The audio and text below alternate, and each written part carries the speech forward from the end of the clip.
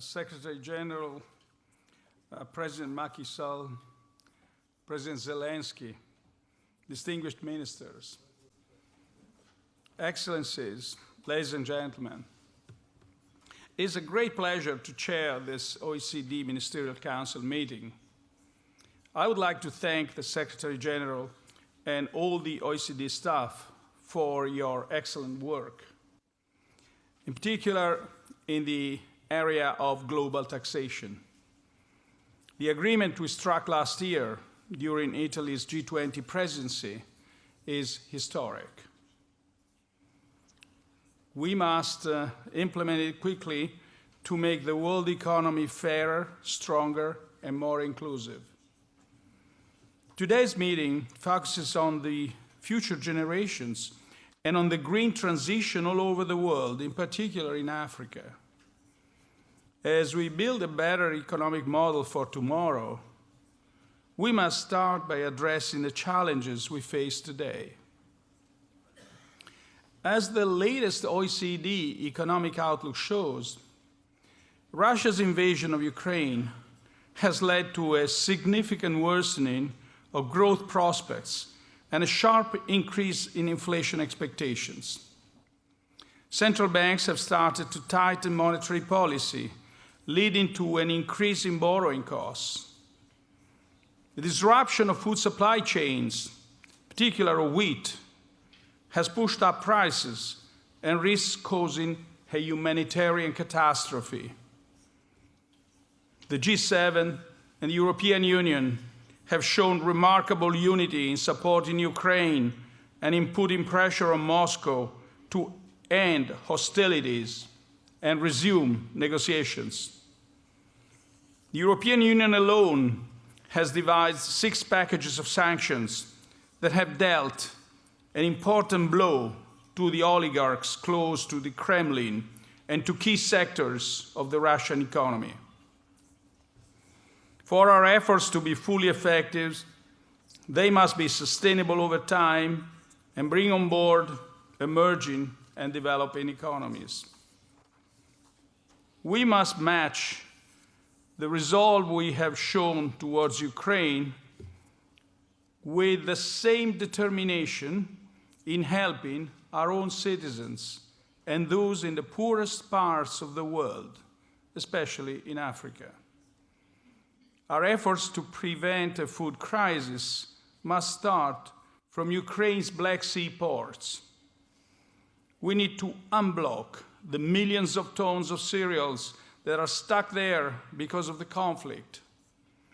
The United Nations mediation efforts are a significant steps, and I think, unfortunately, the only ones.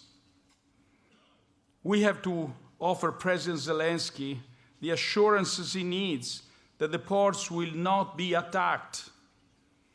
And we must continue to support recipient countries, much like the European Union is doing with its Food and Resilience Facility. Together with energy, food prices are contributing to drive up the inflation rate in richer countries too. In the euro area, prices have risen by 8.1% in May compared to a year earlier. However, if we exclude items such as energy and food, the increase is only around half of that, a significant jump, but much less than in the United States. In some countries, the so-called core inflation is even lower. In Italy, it stood at 2.9% in May. Unemployment is just below 7% in the euro area, while consumption remains under its pre-pandemic levels. These are all signs that there is still spare capacity in the economy. So, at least in the European Union, rising inflation is not wholly the sign of overheating, but largely the result of a series of supply shocks. Wages must recover their purchasing power, but without creating a price-wage spiral that would result, in turn, in even higher interest rates. We must reduce energy prices and offer financial support to families and businesses, especially those in greatest need. The European Council last week endorsed the possibility of considering a price cap on Russian gas imports. This measure would constrain the increase in inflation rate, support disposable incomes, and reduce our financial flows to Moscow. Of course, discussions are still going on, and the road ahead may be long. There is also a very strong case for employing direct government transfers targeted at the poorest, while maintaining the sustainability of public finances. Responsibility and solidarity must go hand in hand at national, but also at European level. In Italy, we levied a windfall tax on the excessive profits that utilities have made because of the energy shock, and we used the revenues to curtail gas and electricity bills for the most vulnerable. In the European Union, we must consider replicating some of the joint tools that have helped us recover swiftly from the pandemic. Sure, the temporary support to mitigate unemployment risks in an emergency provided cheap and stable loans to the European Union member states so that they could save jobs and support incomes.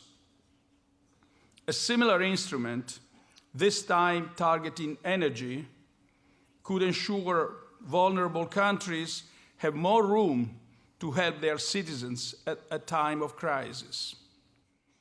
It would shore up popular support for our joint sanctions effort and contribute to preserving financial stability across the euro area.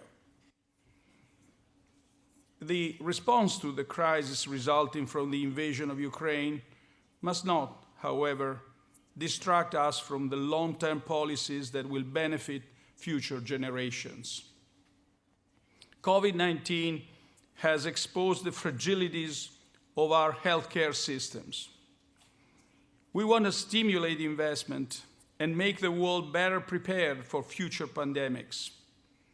Speeding up the energy transition is essential to move towards a more sustainable growth model, while at the same time reducing our dependence from Russia.